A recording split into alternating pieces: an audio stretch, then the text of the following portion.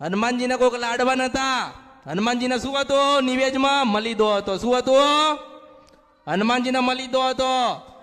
5 રોટલીઓનો મલીદો ખાતા હતા હનુમાનજી.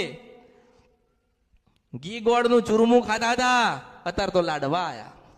લાડવા ખાય છે હનુમાનજી, રોટલા જ ખાય છે. ખવડા વાળા ગતારિયા. તમારા વડીલો હતા ને એને મલીદો આલતા હતા. અને જે હનુમાનજી લઈને બેઠા છે એને પૂછજો, આજની તારીખમાં એ લોકોના ઘરે નિવેદ થતા હોય ને મલીદાનું આલસ હું મેળડીશું.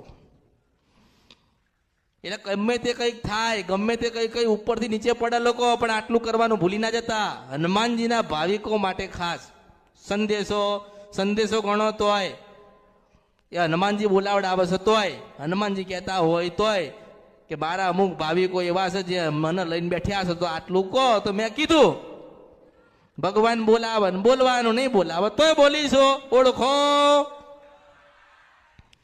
એટલે હનુમાનજીને પ્રેમ કરતા હોય ને, હનુમાનજીને માનતા હોય ને, હનુમાનને હનુમાન કરતા હોય ને, હનુમાનને હૃદયમાં રાખતા હોય, જેમ રામને રાખ્યા હતા એમ તમે હનુમાનને રાખતા હોય તો યાદ રાખજો, હનુમાનજી તમને કોઈ દાડો દુઃખી નહીં થવા દે. હનુમાનજી તમારા ઘરમાં સુખ શાંતિ ને સમૃદ્ધિ નહીં કૂટવા દે.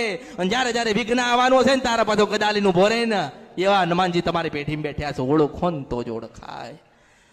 ભૂતને ના આવવા દે, પલિતને ના આવવા દે, ચૂડેલ કે ચામઠી કે પેલી વાદળીને ના આવવા દે.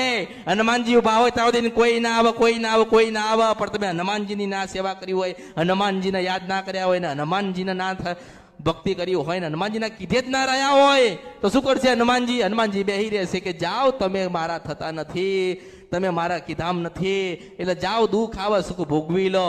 પણ આપણે કદાચ રાત્રે 11 વાગે કાળી ચૌદસે મલીદો જમાડ્યો હોય, 11 વાગે જમાડો ને 12 વાગે પાછા આવીને દરવાજે ઉભા રહે ને, એ હનુમાનજી હજુ બેઠ્યા છે. હું મેલડી છું. ઓળખો.